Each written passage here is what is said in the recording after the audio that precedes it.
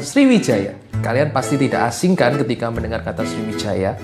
Tapi bukan tim sepak bola Sriwijaya FC ya sob, atau juga Sriwijaya Airlines. Melainkan Oala akan membahas tentang Kerajaan Sriwijaya.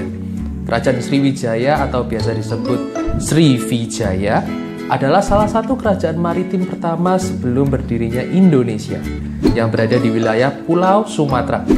Nama Sriwijaya berasal dari bahasa Sanskerta berupa Sri yang artinya bercahaya dan Wijaya berarti kemenangan, sehingga dapat diartikan dengan kemenangan yang bercahaya atau gemilang. Tidak banyak yang menerangkan kapan sebenarnya kerajaan ini berdiri. Bukti tertua mengenai keberadaan kerajaan ini berasal dari abad ke-7. Seorang pendeta Tiongkok bernama Yi Xing menulis bahwa ia mengunjungi Sriwijaya pada tahun 671 Masehi. Ia berkata bahwa pusat kerajaan Sriwijaya berada pada kawasan Candi Muara Takus.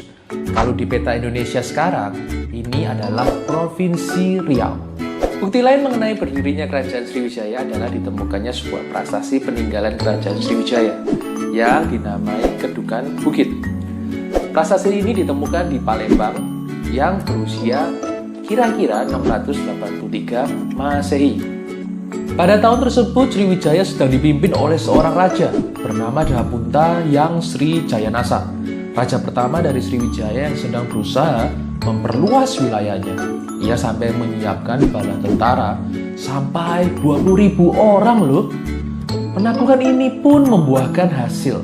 Setelah bertempur di medan perang selama 8 hari, mereka berhasil menaklukkan Jawa. Pada masa Raja Samartungga, yakni pada tahun 795 hingga 835, ekspansi militer Kerajaan Sriwijaya sudah mulai berkurang. Sebab Raja Samartungga lebih banyak menghabiskan sumber daya untuk memperkuat penguasaan kerajaan di Jawa. Pada masa kepemimpinan Raja Samartungga, inilah Candi Borobudur yang sangat megah itu dibangun dan selesai pada tahun 825 Masehi. Candi Borobudur merupakan salah satu peninggalan kerajaan Sriwijaya yang masih bisa kita lihat keberadaannya hingga saat ini. Abad 9 sampai 10 merupakan masa keemasan kerajaan Sriwijaya. Pada waktu itu, kerajaan Sriwijaya berhasil menguasai jalur perdagangan maritim Asia Tenggara. Bahkan kerajaan Sriwijaya saat itu telah menguasai hampir seluruh kerajaan di Asia Tenggara, seperti Sumatera, Jawa, Semenanjung Malaya, Kamboja, Thailand, Filipina, hingga Vietnam. Lebih dari itu, Sriwijaya menjadi pengendali rute perdagangan lokal dan mengenakan bea cukai pada setiap kapal yang lewat.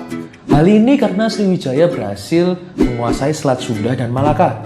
Selain itu, Kerajaan Sriwijaya juga mengumpulkan kekayaannya dari jasa pelabuhan dan gudang perdagangan yang melayani perdagangan para saudagar dari Tiongkok dan India. Keruntuhan Kerajaan Sriwijaya bermula pada saat Raja Rajendra Chola yang merupakan penguasa Kerajaan Chola Mandala menyerang Kerajaan Sriwijaya pada tahun 1007 dan 1023 Masehi. Penyerangan ini bisa terjadi karena kedua kerajaan tersebut bersaing dalam bidang pelayaran dan perdagangan. Tujuan penyerangan tersebut bukan untuk menjajah, melainkan untuk meruntuhkan armada Sriwijaya. Keruntuhan ini membuat kondisi ekonomi Sriwijaya berangsur melemah, sebab para pedagang yang sebelumnya berdagang di Sriwijaya semakin berkurang. Keadaan inilah yang membuat kekuatan militer Sriwijaya juga melemah. Kondisi ini membuat para prajuritnya melepaskan diri, hingga akhirnya kerajaan Sriwijaya ini runtuh pada abad ke-13. Nah, sobat, begitulah kira-kira sejarah singkat mengenai kerajaan Sriwijaya. Jadi, bagaimana pendapat kamu? Tetap jaga sejarah, budaya, dan persatuan bangsa kita ya, agar kita dapat selalu belajar dari pendahulu-pendahulu kita.